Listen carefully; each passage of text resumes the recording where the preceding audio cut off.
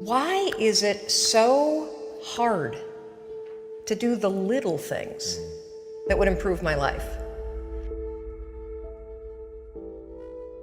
The way that our minds are designed is our minds are designed to stop you at all costs from doing anything that might hurt you. There are so many people in the world, and you know, you may be watching this right now, and you have these incredible ideas, and what you think is missing is motivation. And that's not true. Because the way that our minds are wired, and the fact about human beings, is that we are not designed to do things that are uncomfortable or scary or difficult. Our brains are designed to protect us from those things because our brains are trying to keep us alive. And in order to change, in order to build a business, in order to be the best parent, the best spouse, to do all those things that you know you want to do with your life, with your work, with your dreams, you're going to have to do things that are difficult, uncertain, or scary, which sets up this problem for all of us. The one thing we have in this world is we can't control the events, but we can choose what to focus on, we can choose what things mean, and we can choose what to do. Those three choices, those three decisions really control our life. You can always make a decision. That's always in your control. Staying with somebody that treats you like garbage is a decision. It is. Staying at a job that you hate is a decision. Staying in the body that you are not proud of is a decision. Is it going to be easy? No, it's not going to be easy to change. It's simple. It's your job to push yourself. It's not the smartest people who achieve success. It's the people who procrastinate less, make fewer excuses, as they take actions every day towards the goals that they want to achieve. Indecision is the thief of opportunity. Indecision means the door is still closed. Indecision means the opportunity waits. Indecision means what could be is postponed or may never be. If you want to be successful at anything in life, never leave the sight of setting a goal without doing something that commits you to fulfillment. The next morning, the alarm goes off, and I pretended NASA was there. It's the stupidest story. I literally went 5, 4, 3, 2, 1. I counted out loud, and then I stood up. And I'll never forget standing there in my bedroom. It was dark, it was cold, it was winter in Boston. And for the first time in 3 months, I had beaten my habit of hitting the snooze button. There were moments all day long, just like that 5-second moment in bed, where I knew, knowledge, what I should do. And if I didn't move within 5 seconds, my brain would step in and talk me out of it. Every human being has a 5-second window. It might even be shorter for you. You have about a 5-second window in which you can move from idea to action before your brain kicks into full gear and sabotages any change in behavior. Your life is what you think it should be. That's exactly what you are right now. You are what you thought you should be. And if you don't like who you are, you got to change what you think you should be. What you think is more important than what you do. And so if you want to change, you got to work on this attitude bit. Decide, commit, act, succeed, repeat. The one thing that all the greats have in common is they sweat the small stuff. They pay very, very close attention to every detail. What makes you comfortable can ruin you. And what makes you uncomfortable is the only way to grow.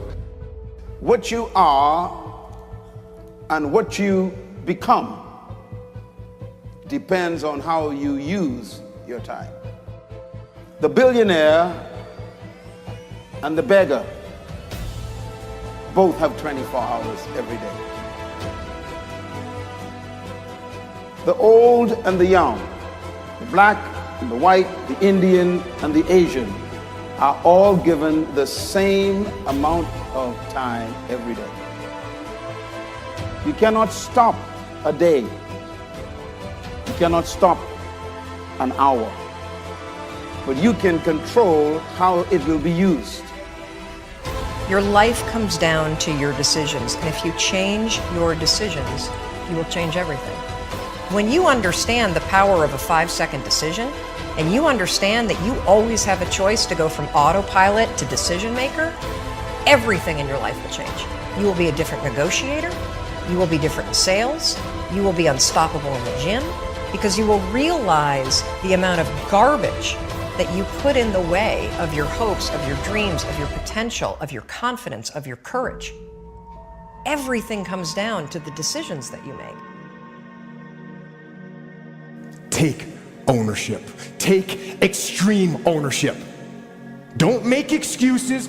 Don't blame any other person or any other thing. Get control of your ego. Take ownership of everything in your world, the good and the bad. Take ownership of your mistakes. Take ownership of your shortfalls. Take ownership of your problems. And then take ownership of the solutions that will get those problems solved. Take ownership of your mission. Take ownership of your job, of your team, of your future, and take ownership of your life. The first source of inspiration is deciding. Second source of inspiration is planning. And now, here's a big source of inspiration, beginning. Getting started. Actually turning thought and the notes on the paper, the plans, actually now committing it to action. Getting started. I'm a humongous believer that ideas are and that execution's the game. Well, I think the one thing that discipline definitely does help you with is it helps you get things done. And when you get things done, when you actually do things, you have more success. If you have more success, and sometimes a big part of success is just not being f***ing lazy and just doing it. Yeah. That's like 90% of it is just showing up. Get there and start working. Like, you're not gonna feel perfect every day. If I only worked out when I felt good, I'd be a fat f***. Discipline, it does start with waking up early. It really does. But that is just the beginning. And I always say that discipline is the root of all good qualities.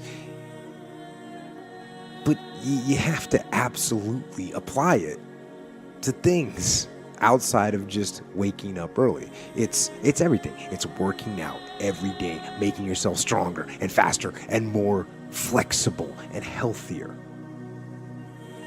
Discipline is eating the right foods to fuel your system. It's about disciplining your emotions so you can make good decisions. Doing the tasks that you don't necessarily want to do, but that you know will help you. The thing about self-discipline is that it is necessary for everything you do in your life. You have to be self-disciplined. Discipline is not punishment. It's not. If you change your mindset and really focus it on what discipline really is, you start to welcome discipline. You welcome self-discipline into your life. You people have to know you, not because, oh, he's a good salesman. Oh, he's a good this. Oh, he's an artist. People need to know you for one major thing first. He works. He produces. The guy's there every day. The guy's pushing and shoving. Because the truth is, no matter how good your ideas are, how good your art is, or how good your skill set is, if you're not working, man, if you're not vibrating at a frequency that people say, my God, how does that guy do all that? If you're not vibrating at that rate, if you're not working at that level, you're not going to make it.